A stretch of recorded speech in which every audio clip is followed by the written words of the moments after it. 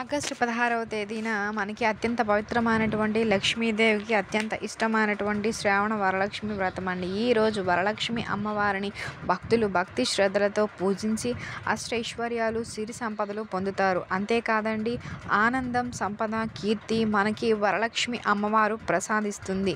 ఎంతటి పవిత్రమైన రోజు, ప్రతి ఒక్కరూ కూడా ఉపవాసం ఉండాలండి. అసలు ఈరోజు ఉపవాసం ఎలా ఉండాలి? రోజంతా ఉండాలా, లేక రోజంతా ఏమైనా తినవచ్చా? అసలు ఏ విధంగా ఉపవాసం ఆచరిస్తే వరలక్ష్మి అమ్మవారు మన ఇంటిలో సిరుల వర్షం కురిపిస్తుందో ఈ వీడియోలో మనం వివరంగా తెలుసుకుందామండి. ముందుగా వరలక్ష్మి వ్రత మహత్యం గురించి భవిష్యత్తు పురాణంలో ఒక కథ ఉందండి. ఈ కథ విన్నా చెప్పినా సరే అమ్మవారి అనుగ్రహం కలుగుతుందండి. అష్టైశ్వర్యాలు కలుగుతాయి. కైలాస శిఖరాన ఒకనాడు పార్వతీ సంపదలు స్వగత ఆట ఆడుతూ ఉంటారు. ఎవరు గెలిచారు అనేటువంటి విషయం పైన దంపతుల మధ్య వివాదం అనేది ఏర్పడుతుంది. వారు చిత్రనేమిని మర్దిత్వం కోరుతారు. ఆ మహాశివుడు అంటే భయంతో ఉన్నటువంటి చిత్రదేవి పార్వతి ఓడిపోయిందని చెబుతాడు. దాంతో ఆమె ఆగ్రహించి చిత్రనేమిని ఈ విధంగా అంటుంది: అసత్యవాది, కుష్టు రోగివి కమ్ము అని చెప్పి శపిస్తుంది. ఇక ఆ మహాశివుడు ఈ విధంగా అంటాడు: శాంతించు దేవి, శాప విమోచనం చెప్పు అని చెప్తారు. ఒక సరోవర తీరహాన దేవ అప్సరసలు ఒక వ్రతాన్ని తలపెడతారండి. వారు నీకు ఆ వ్రతం గురించి చెబుతారు. అప్పుడు నీకు శాప విమోచనం కలుగుతుంది అని చెప్పి పార్వతి తరుణోపాయాన్ని సూచిస్తుంది. ఇక శాపగ్రస్తుడైనటువంటి చిత్రనేమి కుష్టు వ్యాధితో బాధపడుతూ గుంటుకుంటూ ఒక సరోవరానికి వెళతాడు. ఒకనాడు ఆ సరోవరం వద్దకు కొంతమంది అప్సరసలు వచ్చి ఒక వ్రతాన్ని ఆచరించారు. ఇక ఆ చిత్రనేమి వారి వద్దకు వెళ్ళి ఆ వ్రతం గురించి అడిగాడు. వారు వరలక్ష్మి వ్రతం అని చెప్పారండి. ఇక చిత్రనేమి అప్సరసలు వ్రతాన్ని ఆచరించేటువంటి విధానాన్ని భక్తి శ్రద్ధలతో గమనించి కుష్టు వ్యాధి నుంచి విముక్తుడవుతాడు. అతని శరీరం స్వర్ణ ఛాయను సంతరించుకుంటుంది. పిమ్మట అతను కూడా వ్రతాన్ని ఆచరించి కైలాసం చేరి ఆది దంపతులకు ప్రమాణాలు చేశాడు. ఇక వారు అతనిని ఆశీర్వదించారు. శివుడు చిత్రనేమితో ఇంకా ఈ విధంగా చెబుతాడు: ఈ వ్రతాన్ని పార్వతీదేవి కూడా పుత్ర లాభార్థం ఆచరించి కుమారస్వామిని కుమారునిగా పొందింది. అంతేకాదండి, పలువురు పతివ్రతలు ఈ వ్రతాన్ని ఆచరించి మహాపుణ్యాన్ని పొందారు. పూర్వం పుణ్యనాపురంలో చారుమతి అనేటువంటి పతివ్రత కలలో ఈ వ్రతాన్ని గ్రహించి శ్రావణ శుక్ల పౌర్ణమికి ముందు వచ్చేటువంటి శుక్రవారం రోజు ఈ వ్రతాన్ని ఆచరించింది. అంతేకాదు, నందుడు, విక్రమాదిత్యుడు అనేటువంటి రాజులు ఈ వ్రత మహిమ వలనే రాజ్యాలను సంపాదించారు అని చెప్పి చిత్రనేమితో ఆ మహాశివుడు చెప్పాడండి. కాబట్టి ఈ పవిత్ర కథ భవిష్యత్తర పురాణంలో ఉంది.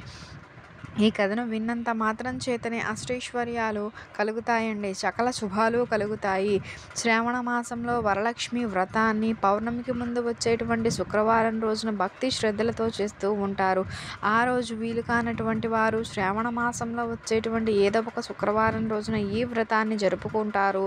ఈ వ్రతాన్ని జరుపుకోవటం వలన ఏమిటంటే మహిళల యొక్క తమ పసుపు కుంకుమలు 10 కాలాల పాటు చల్లగా ఉండడమే కాకుండా అమ్మవారి అనుగ్రహము వారి పైన ఉండి వీరికి ఏ విధమైనటువంటి ఆర్థిక ఇబ్బందులు లేకుండా సకల సంపదలు పెరుగుతాయని చెప్పి భావిస్తారు. వరలక్ష్మి వ్రతం రోజున భక్తులు ఎంతో భక్తి శ్రద్ధలతో ఈ వ్రతాన్ని ఆచరించాలి. వరలక్ష్మి వ్రతం ఆచరించేటువంటి వారు ముందు రోజు నుంచి తమ భాగస్వామికి శారీరకంగా దూరంగా ఉండాల్సి ఉంటుందండి. అదేవిధంగా ఆ ఇంట్లో ఎవ్వరు కూడా మద్యం, మాంసాహారము, ధూమపానము ఆ రోజున అస్సలు చేయకూడదు. పూజ చేస్తున్నంతసేపు మనస్సును అమ్మవారి మీదనే లగ్నం చేసుకొని పూజ చేసినట్లయితే అమ్మవారు తప్పక కరుణిస్తుందండి.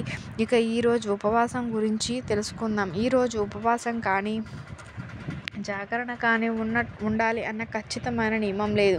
కానీ పూజ ముగిసేదాకా ఉపవాసం అయితే ఉండాలి. ఈరోజు సాయంత్రం వరకు ఉపవాసం తప్పక ఉండాలి. ఇక పూర్తిగా ఉపవాసం ఉండలేనటువంటి వారు వండనవి అయినటువంటి పండ్లు, పండ్ల రసాలు, పచ్చిపాలు తీసుకోవచ్చు. అరటిపండు తినవచ్చు. అరటిపండు తీసుకోవటం వలన ఏమిటంటే మనకి ఇందులో పొటాషియం అనేది ఎక్కువగా ఉంటుంది. నేచురల్ గ్లూకాన్-డిగా యూజ్ఫుల్ అవుతుంది కాబట్టి మనకి ఎనర్జీ లెవెల్స్ని పెంచి మనకి నీరసం రాకుండా ఉంటుంది. సో దీన్ని పండుగ కానీ జ్యూస్లా కానీ తీసుకోవచ్చు. అలానే ఉపవాసం సమయంలో పచ్చిపాలు తీసుకోవటం వలన ఏంటంటే వాటి ద్వారా విటమిన్స్, కాల్షియం, మెగ్నీషియం పుష్కలంగా లభిస్తాయండి. దయచేసి ప్యాకెట్ పాలను మాత్రం అస్సలు యూజ్ చేయకండి. స్వచ్ఛమైన ఆవు కానీ గేదె పాలు కానీ స్వీకరించండి. అండ్ పాలను పవిత్రంగా భావిస్తారు కాబట్టి ఒక కప్పు పచ్చి పాలు తీసుకుంటే ఉపవాసం ఉన్న సమయంతో ఎలాంటి నీరసం లేకుండా కూడా మనకి యూస్ఫుల్ అవుతుంది. అండ్ అలాగే పండ్ల రసాలు మన ఇంట్లో చూసుకుని ఐస్ లేకుండా తాగొచ్చండి. పండ్ల రసాలలో ఈరోజు ఒక్క ద్రాక్ష రసం తప్ప ఏదైనా సరే తీసుకోవచ్చండి.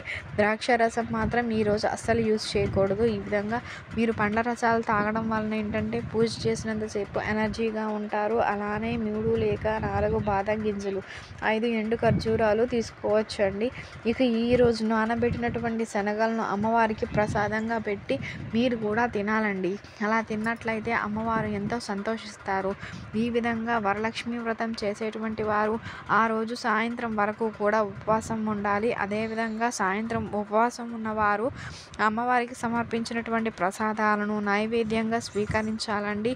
అంతకంటే ముందుగా పూజ అనంతరం 5 ముత్తైదువులను పిలిచి వారిని లక్ష్మీదేవిగా భావించి వాయనం ఇవ్వాలండి. వరలక్ష్మి వ్రతం చేసేటువంటి రోజు సూర్యుడు ఉదయించేటి వరకు నిద్రపోకూడదండి. ఇతరులను దూషించడం, అసభ్యకరంగా మాట్లాడడము చేయకూడదు. పూజ పూర్తయ్యేలోపు ఉపవాసం పాటించాలి. ఆరోగ్యం బాగాలేని వారు ఉపవాసం చేయాల్సినటువంటి అవసరమే లేదు.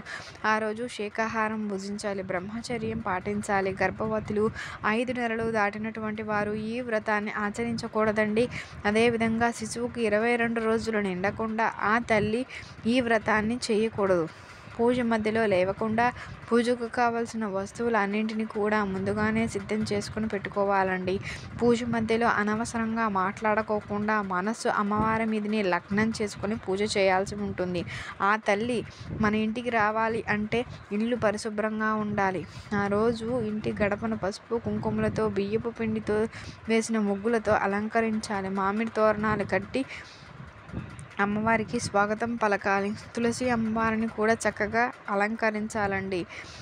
అమ్మవారిని ఆసీనపరిచేటువంటి ప్రదేశం కూడా శుచిగా ఉండేలా చూసుకోవాలి. పూజా ప్రదేశాన్ని గోమయంతో కానీ లేక పసుపుతో కానీ చక్కగా అందంగా అలంకరించాలండి. అమ్మవారిని ప్రతిష్ఠించే చోట వస్త్రాలు పరిచి దానిపైన బియ్యాన్ని పోయాలి. తమలపాకులు ఉంచి పసుపు కుంకుమ ఆరాధించిన అన్నీ ఆ తల్లి ప్రతిరూపాలేనండి. అమ్మవారిని మనం ఏ రూపంలో ఆరాధించినా ఆ తల్లి తప్పక అనుగ్రహిస్తుంది. అమ్మవారిని కొలువు తీర్చిన తరువాత పువ్వులతో అలంకరించుకోవాలి. మన శక్తి మేర వస్త్రాలు, పువ్వులు, ఆభరణాలతో మనం అమ్మవారిని అలంకరించుకోవాలండి. అలంకరణ మొత్తం పూర్తయిపోయిన తర్వాతనే పూజా విధిని ప్రారంభించాలి. ఇక్కడ ఒక విషయం మనం ముఖ్యంగా తెలుసుకోవాల్సిన విషయం ఏంటంటే వరలక్ష్మి వ్రతం చేసుకునేందుకు లక్ష్మీనారాయణులు ఇద్దరిని కూడా ఆహ్వానించాలి. అందుకు గాను విష్ణుమూర్తి లేక వెంకటేశ్వర స్వామి వారికి సంబంధించిన ఫోటోను కానీ విగ్రహాన్ని కానీ పూజా ప్రదేశంలో ఏర్పాటు చేసుకోవాల్సి ఉంటుందండి. ఈ విధంగా చేయడం వీలు కాకపోతే అమ్మవారిని ఆసీనపరిచిన చోట అష్టదళ కమలం ముగ్గును వేసుకోవాల్సి ఉంటుంది. ఈ ముగ్గు ఎందుకు వేయాలండి అంటే అష్టదళ కమలం కూడా సాక్షాత్తు విష్ణు స్వరూపమే. మహాలక్ష్మీదేవి శ్రీ మహావిష్ణువు హృదయంలో ఉంటుందండి.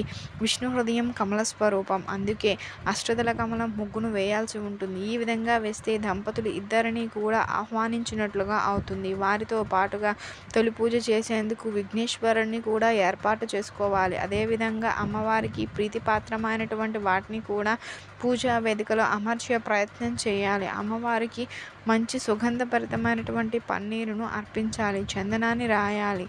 ఆమెకు ఇష్టమైనటువంటి తెల్లని, ఎర్రని పుష్పాలను సమర్పించాలి. ఇక నైవేద్యాల విషయంలో ఆవు పాలు, ఆవు నెయ్యి, గోధుమ రవ్వ లేక బియ్యంతో చేసిన పొంగలి లక్ష్మీదేవికి చాలా ఇష్టం అంట. అందుకే అమ్మవారికి పూర్ణం బూరెలు కూడా చాలా ఇష్టం. నైవేద్యంతో పాటు ఏదైనా సరే పండ్ల రసాలను సమర్పిస్తే ఇంకా మంచిది.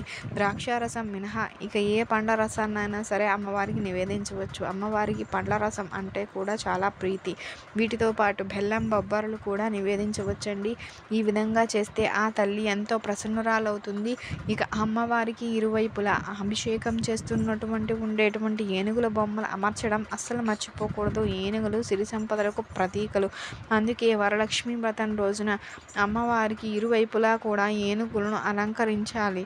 ఆ తల్లి మనకి సిరి సంపదలను ఇస్తుంది. ఏనుగు బొమ్మలు లేక 2 పసుపు గౌరమ్మలు చేసి వాటిని తమలపాకుల పైన ఉంచి అమ్మవారికి ఇరువైపులా ఏర్పాటు చేసుకోవాలండి. అవి కూడా ఏనుగు బొమ్మలతో సమానం. ఇక ఒక చిన్న పూల బుట్టలో నిండుగా పూలను మరియు ఆభరణాలను ఉంచి అమ్మవారి ప్రక్కగా ఉంచాలండి.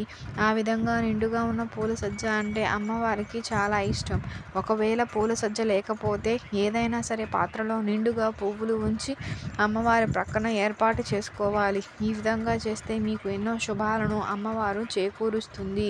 అమ్మవారిని లక్ష్మీ అష్టోత్తర శతనామాలతో అర్చించాలి.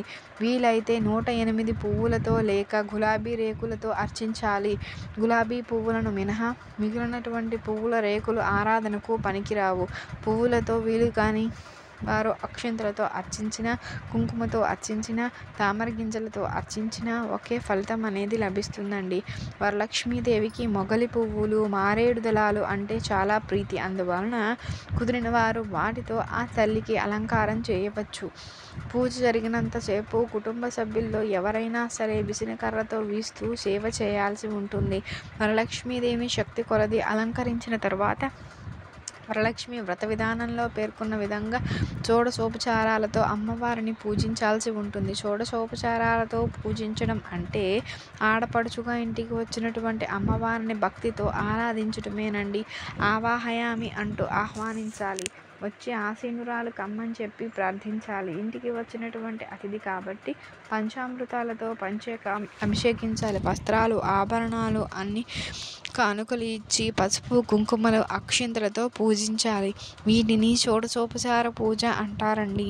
పూజ పూర్తయిన తర్వాత చారుమతి కథను తప్పనిసరిగా చదువుకోవాలి, వినాలి.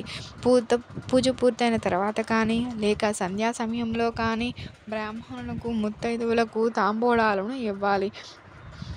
తాంబూలంతో పాటు నానబెట్టిన శనగలు కూడా ఇవ్వాలి. ఈ విధంగా కనుక చేస్తే వరలక్ష్మీదేవి సర్వదా అనుగ్రహిస్తుంది.